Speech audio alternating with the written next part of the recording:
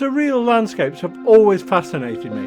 There's something about taking an ordinary scene and turning it into extraordinary, dreamlike and otherworldly that really gets my creative juices flowing.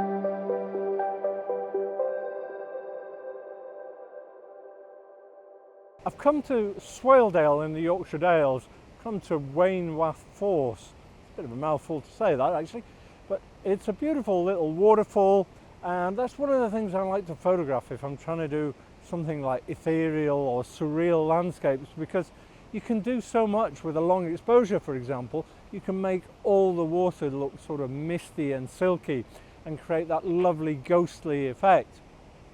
But it can be quite a challenge.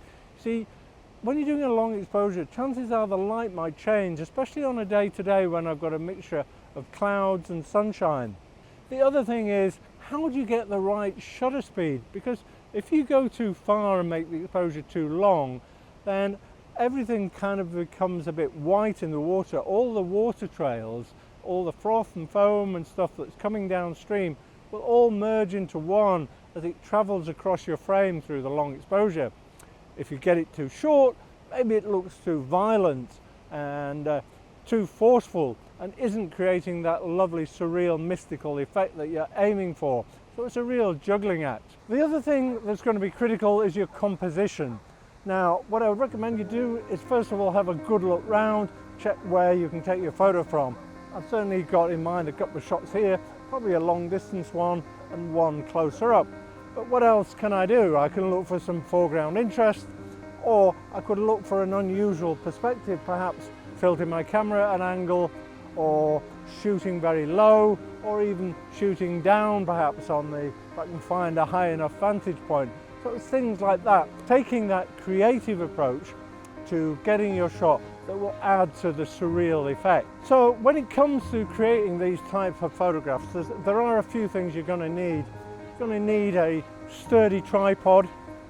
You're probably going to need some ND filters if you're going to do long exposures, and in that case you're going to need to release your shutter either remotely or with your timer. So those are the three key ingredients to getting that kind of photo. So I'm going to get my shots now. I'm going to play actually with my shutter speed till I get the right exposure, and I'm going to do something I don't normally do, which is called chimping.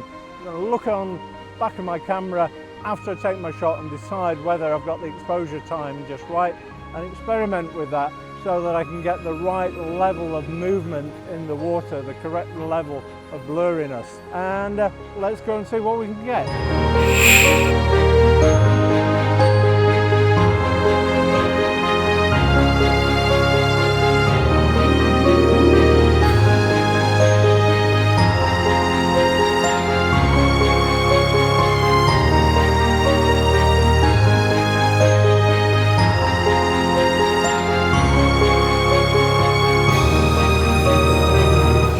Those are my attempts at taking a surreal landscape. I hope you like what I've done, and if you've got any of your own, feel free to share them in the comments below or put them on the Nifty 50 Photographers Facebook page. And be sure to come along and join me in the next video if you're looking for more tips on fine art photography.